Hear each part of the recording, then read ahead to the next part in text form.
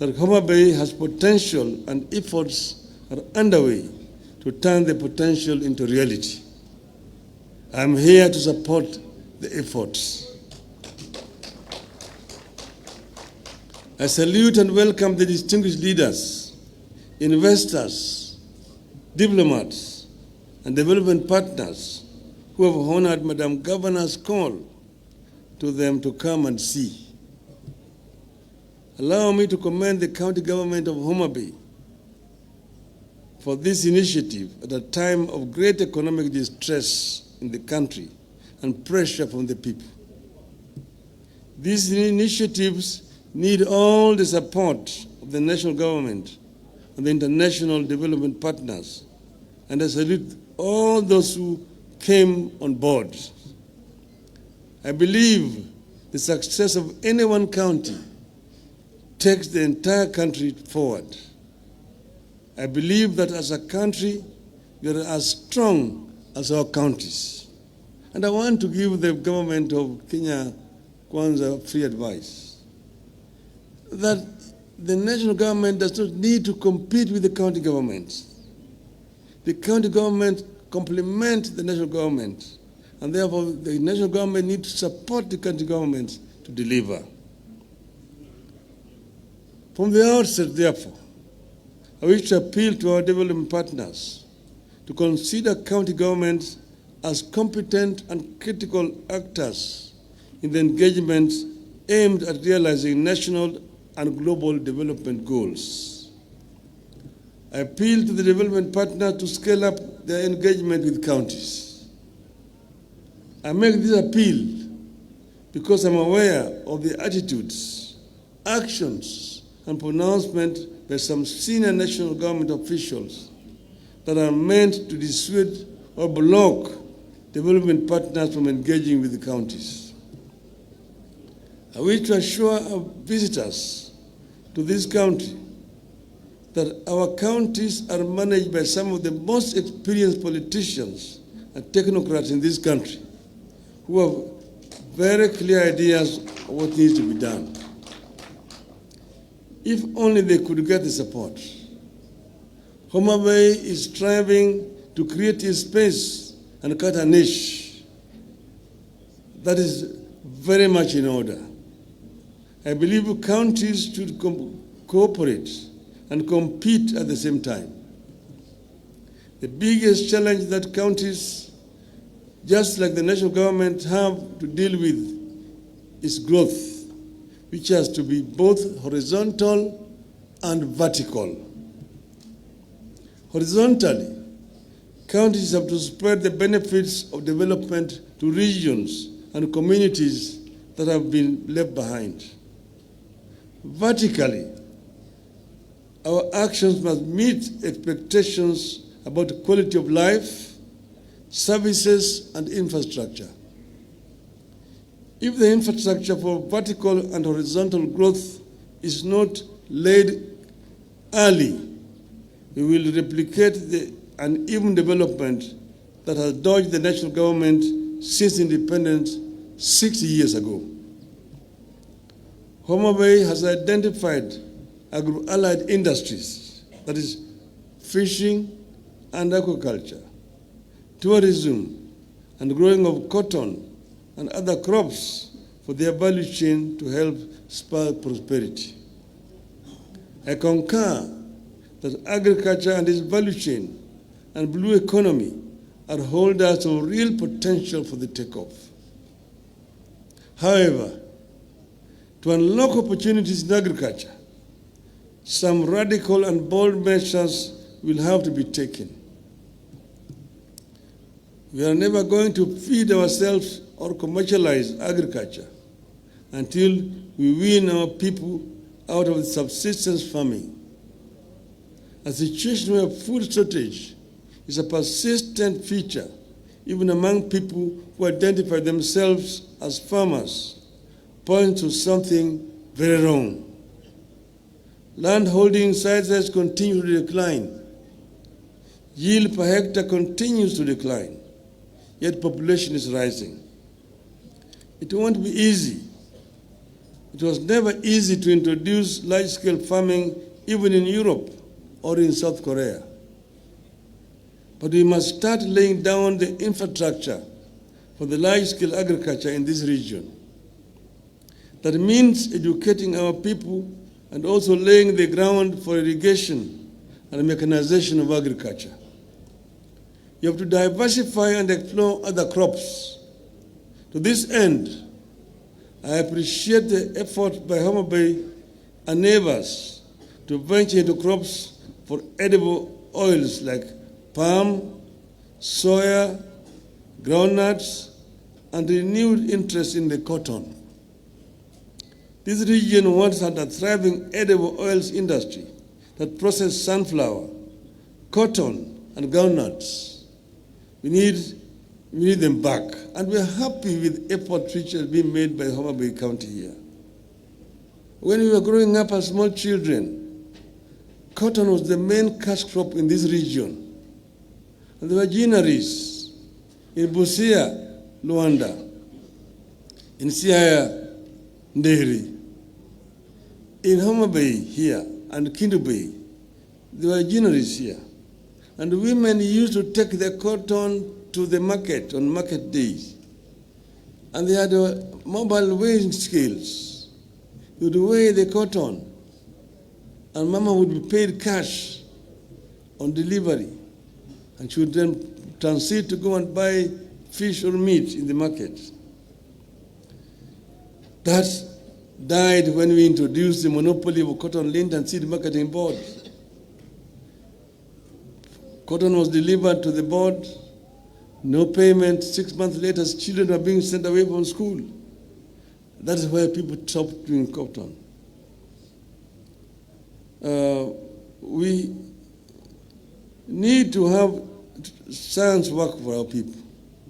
In this regard, I propose that county governments be given more say, access, and roles in agricultural research bodies, such as the Kenya Agricultural and Livestock Research Organization, KALRO, Kenya Seed Company, the Kenya Forestry Research Institute, and Agricultural Finance Corporation. The idea is to ensure that research and finance reach smallholder farmers who are the bulk work of our agriculture. Currently, there is inadequate flow of information to farmers about the new crop and livestock varieties. Fishing has sustained our communities in this region for generations. It is currently under serious strain, partly because we are relying on the same tools our ancestors used. In addition, the lakes, the swamps, and rivers have been polluted and degraded, making them unable to produce enough fish for domestic use and commercial purposes. We have to invest in the quality of the water environment of the region's rivers, the lakes, even as we develop fish ponds and cages. Let us invest in the restoration of the indigenous plantations of our rivers, swamps, and lake basins that are known to support the natural breeding of fish. Just like they are doing with mangroves at the coast, I wish to see our counties take the lead in restoring the indigenous vegetation along our water bodies. I have been encouraged by efforts to market this region as a potential tourism destination. Homa Bay has put a considerable effort on the Ruma National Park and its treasures. And you have seen here that this is the only home for the roan antelope. We need to put more joint effort on tourism and go beyond wildlife. But I'm just about to get you an investor in tourism to come and put up a lodge at Ruma National Park. Let us venture into areas like nature, water sports, and cultural and heritage tourism. Today, the national government does not view Lake region as a tourist destination that warrants government support and investment. The region does not feature much in activities and allocations related to tourism. We must not wait. County governments here need to take it upon themselves and be more aggressive in marketing the region in local and international markets. These efforts will, however, not yield much without the hard infrastructure of roads, electricity, and internet connectivity. Transport infrastructure remains poor along the lake basin. Majority of roads across the region are unpaved. Despite improvements, electricity is still mostly unavailable, unreliable, and very expensive.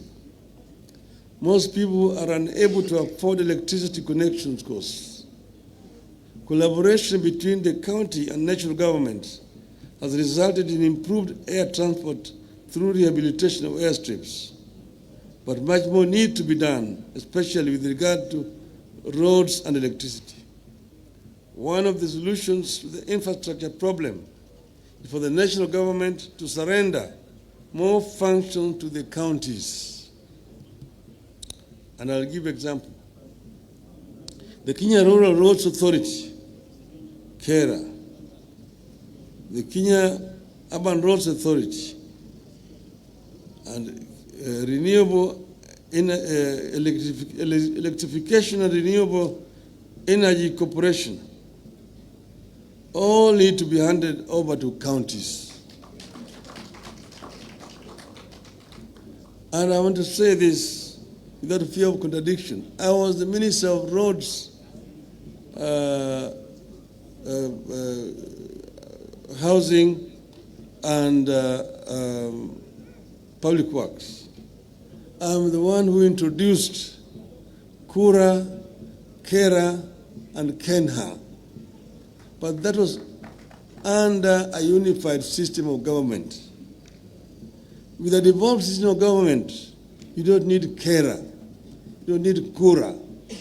All of them should be surrendered to the county governments.